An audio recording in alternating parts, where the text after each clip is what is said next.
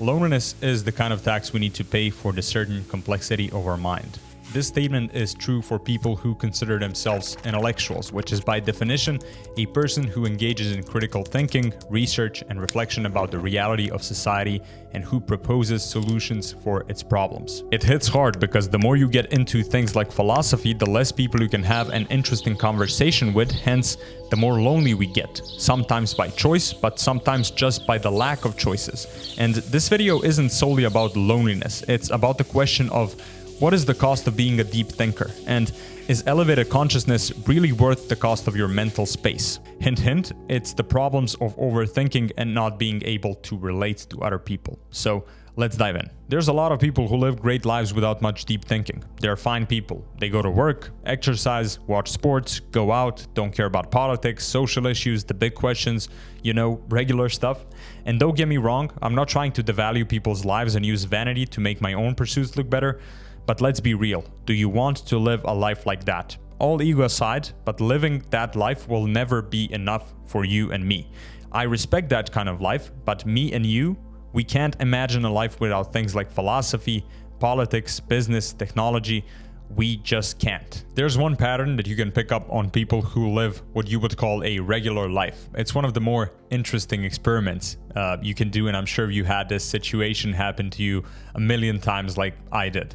Let's say you're having a coffee with somebody and the conversation is about simple things like what's happening in our daily lives.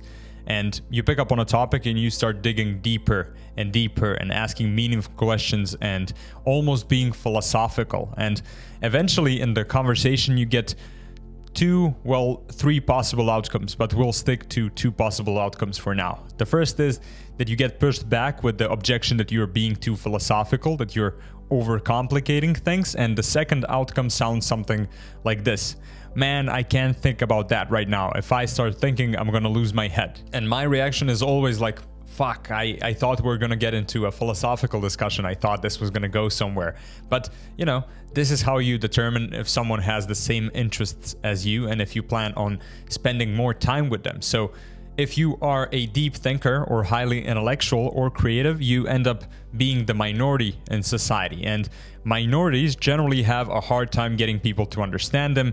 And that's where we encounter the first out of two problems of being a deep thinker. It's the inability to relate to other people. And ever since I started reading about philosophy, business, politics, social issues, technology, and more things in that realm, I feel disengaged from a large number of people. It's either that I just listen to people or that the conversation is turned into a philosophical discussion, most of the times by me. I'm the guy who's responsible for that. And maybe you're like that too. And I'll tell you a few examples and then you can type in the comments if you relate with me. So for example, there's no way you can listen to people complain about mundane things. No way. Most things that bother people have no effects on you at all. So if you ever saw that Jaden Smith "Can we talk about the economic and political state of the world right now" meme, that's your honest reaction to small talk. Forget about the fucking traffic or what sports team beat the other sports team. Let's talk about science and psychology and how AI is going to make things easier and what's happening in space and how we can improve the state of the humanity right now.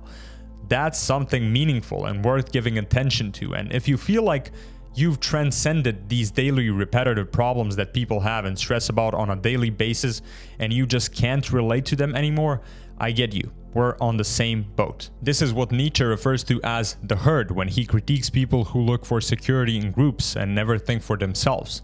He argues that the herd, which is a synonym for large groups of people, dominate our society and live in complacency, getting rid of all the challenges like pain and discomfort, thus never truly becoming themselves. It's ironic how that's even more relevant today when people can't push themselves to do the basic things like work and focus, and all because of conformity and the luxury of life that we have in the world right now. And another thing besides that is challenging the authority, challenging the status quo. Mediocre people would never do that because the nail that sticks out the most gets hammered first. But the nails who get put in the ground by society can later become the only ones who are free. This goes perfectly with a quote of his that says, "Everyone who has ever built anywhere a new heaven first found the power thereto in his own hell." And you had a moment in your life where you, by necessity, discovered what it means to think and act differently than other people. Some voice in your head told you there must be more to life. This happened to me when I was in elementary school, and I was always the black sheep, the person who stood up to the teachers and the professors later in my life, and that was always painted as the problematic one. So I started questioning what I've been told and realized that people never sit in a room for themselves alone more than 10 minutes, the students and the teachers. They're always looking for something to occupy their mind, never getting time to learn the depth of who they really are. Somewhat related to that, everybody told me that this channel is not a good idea and that I should just keep growing the business that I had. But I couldn't explain it to them, that there is no escape. Once you realize your true self, there is no escape. You have abilities that transcend the self and your desires. And as a result of that, you feel obligated to do something with those abilities. And you better do. Society's waiting for your contribution. Anyways, Nietzsche was an elitist, so no wonder he thought this. But before I finish the video, I want to talk about one mistake that can happen to deep thinkers and that you should watch out for if you don't want to come off as a dick to other people. This problem is a big part of why deep thinkers become lonely, and it's called the arrogance of the intellect. And the issue appears in intelligent people who use logic and reason to make decisions. They are the most prone to this problem because they are so smart. Throughout their whole life, they had an advantage over everybody. Like, life was on easy mode all the time because they're so smart. Because of that, they can be very totalitarian in their ideas, and other people have a hard time talking and interacting with them, so they rarely get the chance to make friends because they think they're right all the time.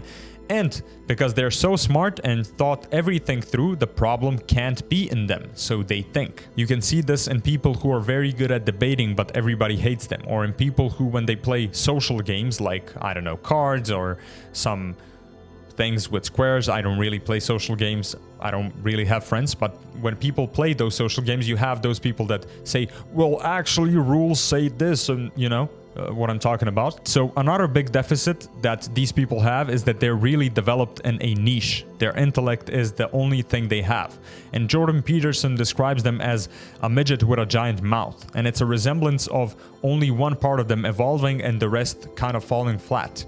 They can't compete outside of their own intellect. Nor do they do anything about it because they think everyone should just come to them because they're so smart. You know, everything should come to their feet. And that's why you see many of those college kids in America protesting, screaming at others that they have the solution to society's problems. They're definitely intelligent enough to get the grasp of the concept they're talking about, but they don't do any real work about it. They care enough to scream, but won't spend hours and days researching and writing these videos for you like some of us do here on YouTube, or God forbid doing some actual work, sitting down. So that arrogance can be a trap that prevents you from development outside of your own intellect.